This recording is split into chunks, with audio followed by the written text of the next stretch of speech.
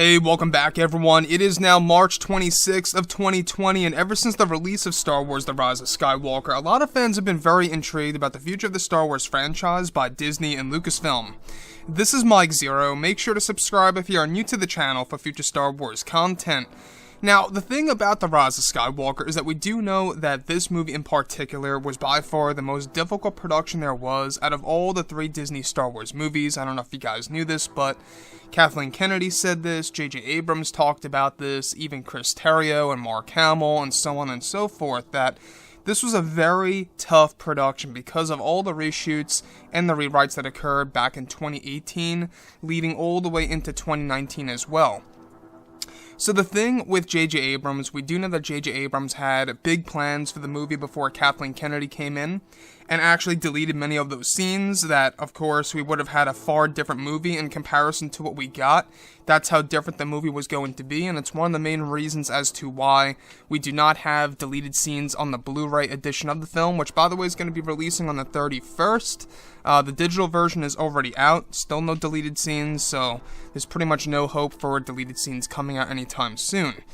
The thing about this that really does intrigue me, though, is of course what happened behind the scenes over at Lucasfilm and Disney between J.J. Abrams and Kathleen Kennedy, and exactly what the original title was actually going to really have a meaning for The Rise of Skywalker in particular. Now, what's really intriguing is that now that both Disney and Lucasfilm are finished with The Rise of Skywalker, they are focused on their new trilogy of films as well as their new Star Wars universe that will bring fans into a brand new mythology and new eras of the franchise. It's explained that currently Disney has multiple plans to reunite the fans, however behind the scenes, during production of The Rise of Skywalker, it's noted that J.J. Abrams was very furious and angry with Kathleen Kennedy when she interfered with the production and deleted many of the scenes that were in progress between himself and Chris Terrio, as well as George Lucas. It's explained that J.J. Abrams had a meltdown on set with Kennedy during the second phase of reshoots and rewrites of the film, and that this also had a lot to do with Kennedy changing the meaning of the title as well. Originally, The Rise of Skywalker had 3 different meanings, and of course, one of them had to do with the temporary resurrection of Luke Skywalker, where he would use a special power from the Whills, who are godlike beings. It's known that J.J. Abrams and George Lucas came up with the idea, and took the idea from George's original scripts from Return of the Jedi, where Kenobi comes back to life on Endor. The scene included Luke Skywalker, Rey, Kylo, and Palpatine, where Luke would manifest into his physical form and the blue hue would eventually disappear, and his design was supposed to be just like how he was at the very end of The Last Jedi, except with ceremonial robes on.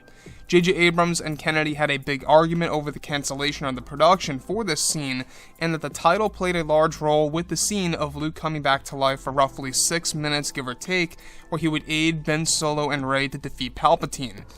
So, the thing about this that yet once again is a great example as to why Kennedy does not understand Star Wars, this I think would have really made up a large chunk of what happened in The Last Jedi. A lot of fans were very disappointed of how Luke died in The Last Jedi, and essentially what this would have been is that this would have been a massive fix by J.J. Abrams to have Luke come back to life by use of the power of the Whills. By the way, the Whills are gods who created the universe, and essentially he would come back for roughly 6 minutes, give or take, to aid both Ben Solo and Rey to defeat Palpatine once and for all. That to me sounds amazing, and the fact that they were going to go through with that before Kennedy stepped in during the second phases of reshoots, I can only understand why J.J. Abrams had a heated argument with Kennedy and was very angry and frustrated over the decision. Now, again, like I say, I mean, do I agree with everything that J.J. Abrams has done with the Star Wars movies, such as episodes 7 and 9?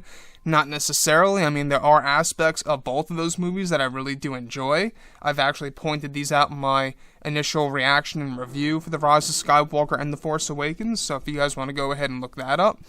But the thing about J.J. Abrams here is that he is right on this point, is that he had every right to be very angry and be very heated on set because of this decision.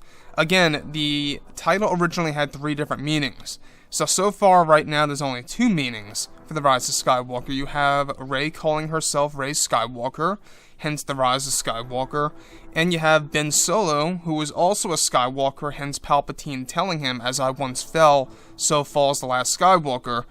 when Ben Solo climbs out of the pit, that is the rise of another Skywalker there. So there was going to be a third meaning, and the third meaning was going to be Luke using this amazing power, by the way, that was actually rooted from the original scripts of Return of the Jedi that JJ was going to use, and George Lucas had a hand in developing this scene that Kennedy ultimately just scrapped and put into the trash. So, with that being said, guys, let me know what you think about this entire scene and J.J. Abrams' reaction to Kennedy. And if you guys did enjoy the content for today, do make sure to drop a thumbs up on this video to support the channel. I thank you all so very much for the kind support, and I'll catch you guys next time.